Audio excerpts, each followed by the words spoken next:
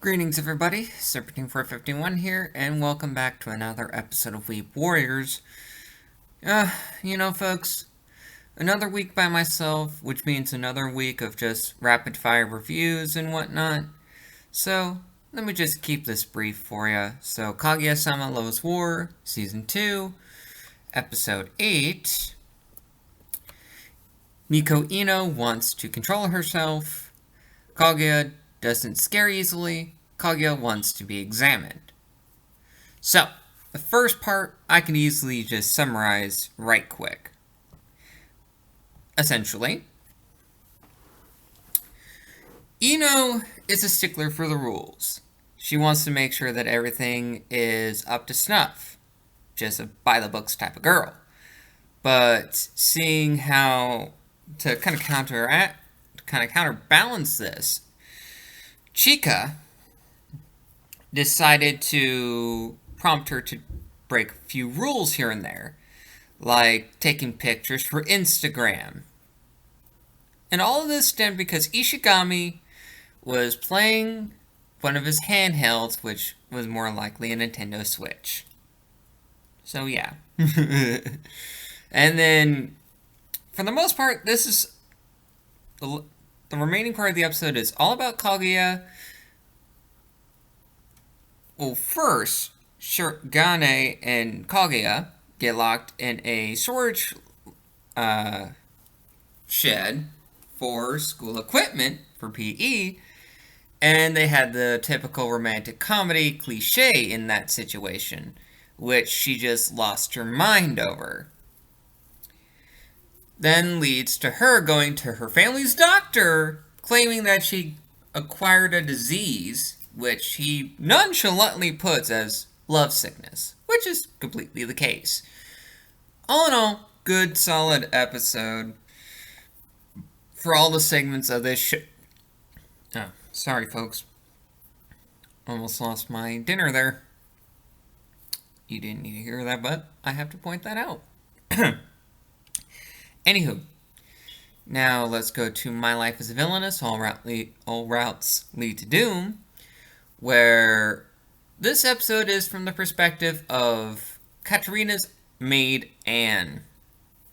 We learn more about her backstory, the fact that she is a bastard daughter to a baron, and how she came into the service of Katarina's family. And she just puts everyone on blast in her little monologue. It's just great. Even the ending bit with Giardo and the others basically giving her shears for her gardening, all because they thought, oh, she'll finally tell me that she loves me, but no, it's over fucking shears. Now let's go to Tower of God, where Dorsey pretty much kicks a lot of people's asses. Ho is revealed to be the Ho that he is, and decides to murk Rachel, which, from what I can understand, she's a bitch. So, kind of gets what she deserves. And we get an explanation to Dorsey's backstory, and the fight between her, Bam, and the Ranker was just great. Embarrassed the shit out of him because she used a red panty trick that kind of confused him over his her badge, which is hilarious to me. Oh, this is the first time we see a character actually die, like a named character in Ho's death. Pretty much he was set up because he was jealous of how well Bam was doing. Because he needed to get to the tower because he lost everyone. I mean, granted, loss is terrible. And seeing all of your friends and family die at the hands of monsters is just a terrible thing to experience. And as someone who has only lost family members and residents that I've taken care of in the past, I haven't seen death on a massive scale. But one thing I can always empathize with and sympathize with is the amount of loss that can really drive a person to be downright terrible at times.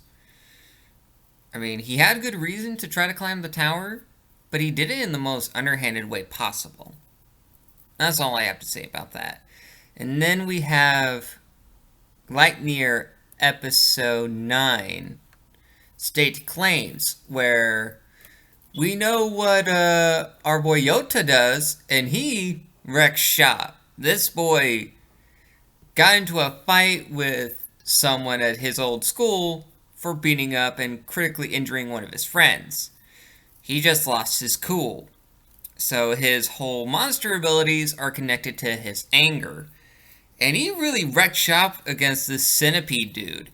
And they're sowing a lot of seeds of Warrior Boy ending up betraying them out of fear. And that might end up blowing his head off. Because he's an idiot.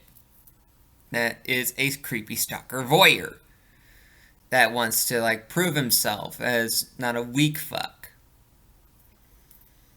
And our poor vegetable boy gets owned by the creepy gorilla man.